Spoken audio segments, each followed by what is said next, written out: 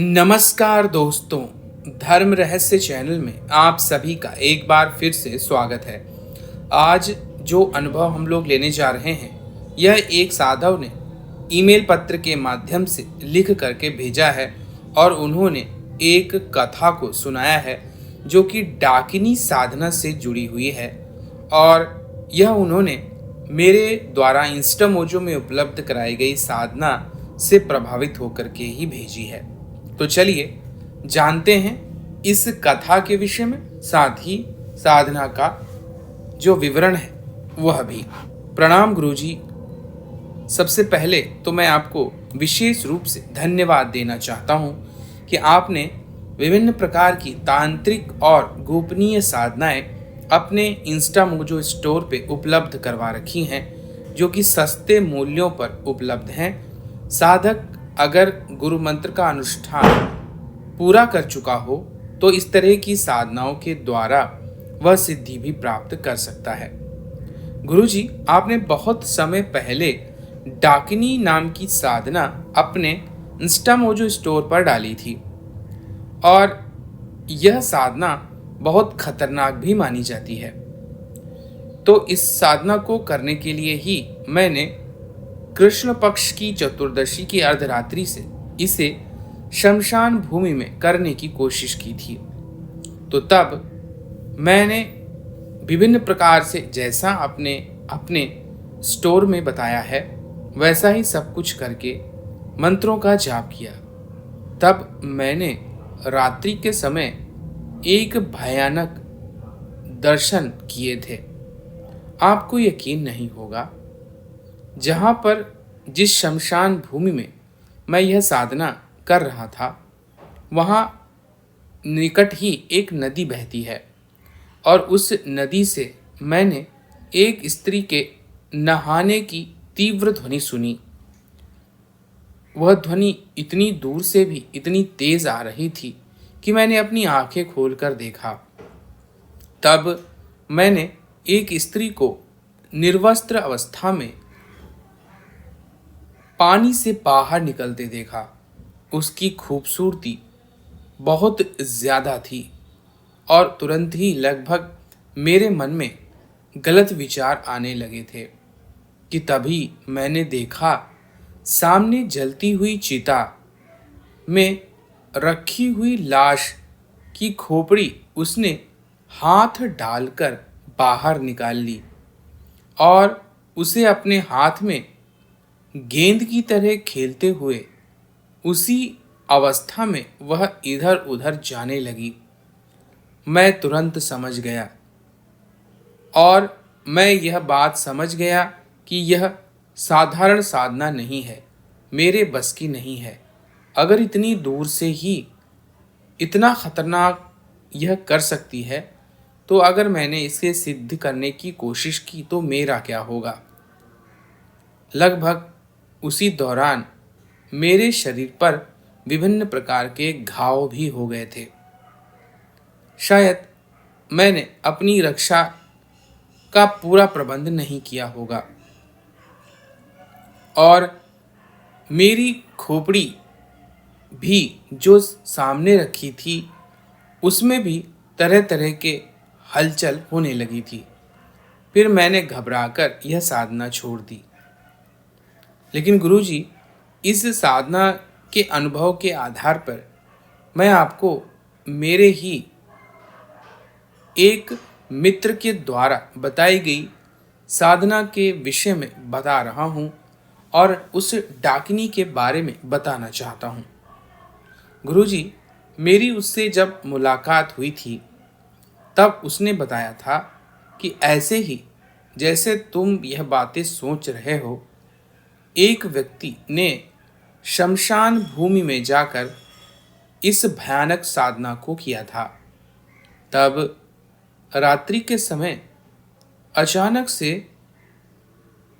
वहां पर एक स्त्री दौड़ते हुए आई और कहने लगी, जल्दी से मुझे बचा लीजिए।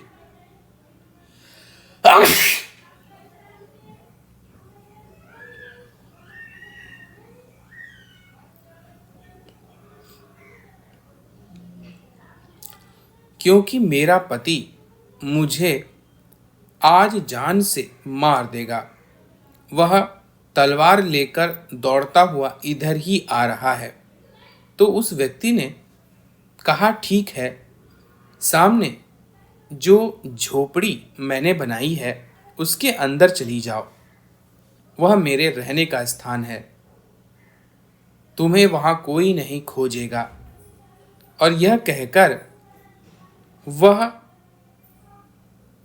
उसकी बात को मानकर अंदर उसी की झोपड़ी में चली गई।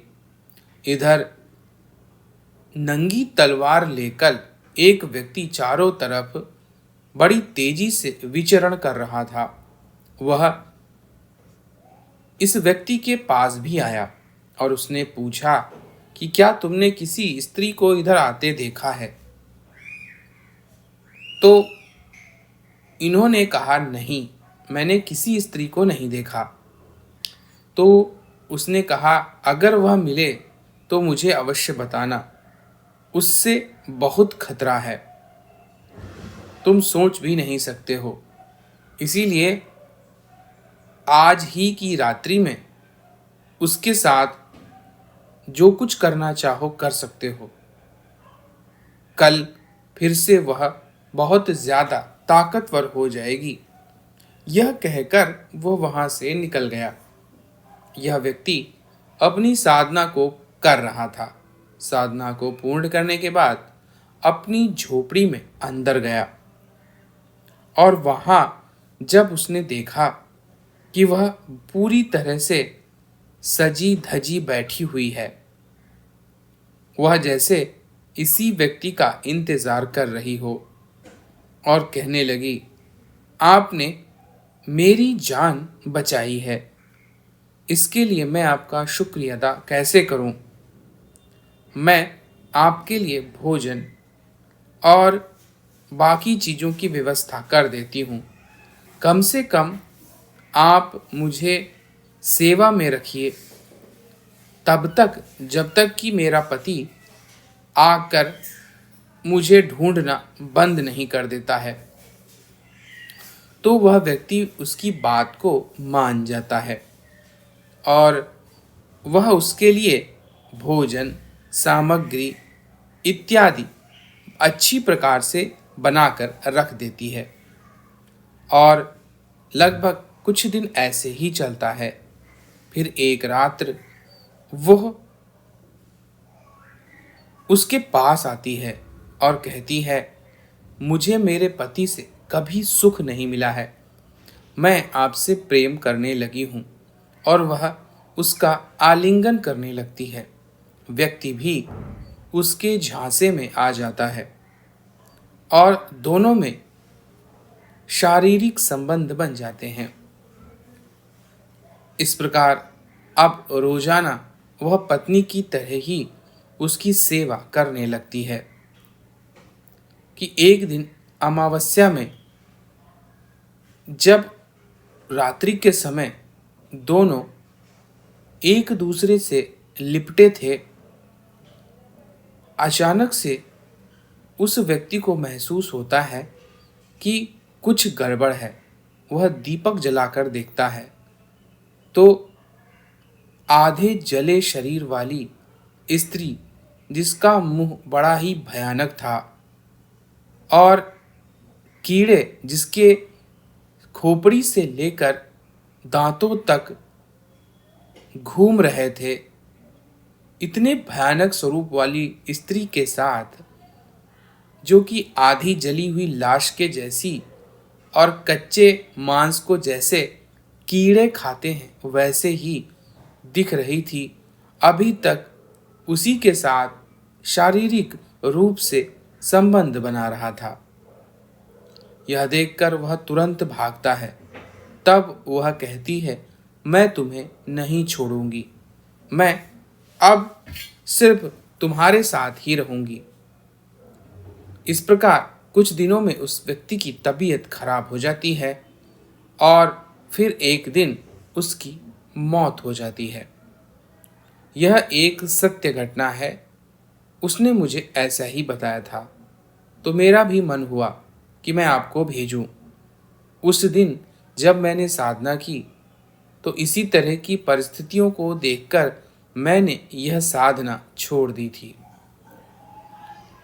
तो गुरुजी, यही बताना मेरा उद्देश्य था कि तांत्रिक साधनाएं इतनी आसान नहीं होती हैं जैसा कि साधारण व्यक्ति समझता है, और उसे अपनी रक्षा का प्रबंध गुरु मंत्र को सिद्ध कर अवश्य ही करना चाहिए, अन्यथा उसे बहुत नुकसान हो सकता है।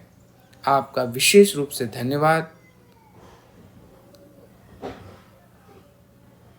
तो देखिए, इस प्रकार से आपने समझा कि जितनी भी तामसिक तांत्रिक साधनाएं होती हैं वह बहुत ही भयानक होती हैं, और अगर इस तरह की रूप स्वरूप में शक्ति आती है तो या तो आप ऐसी शक्तियों को सिद्ध ना करें, और अगर सिद्ध करते हैं तो यह चाहे कितनी भी भयानक हो, कितनी भी विभत्स हो, कितनी भी बेकार और न छूने योग्य दिखाई देती हूँ, फिर भी इनको प्रेम करना चाहिए, तभी यह सिद्ध रह सकती हैं और आपका निश्चित रूप से कल्याण भी करती हैं।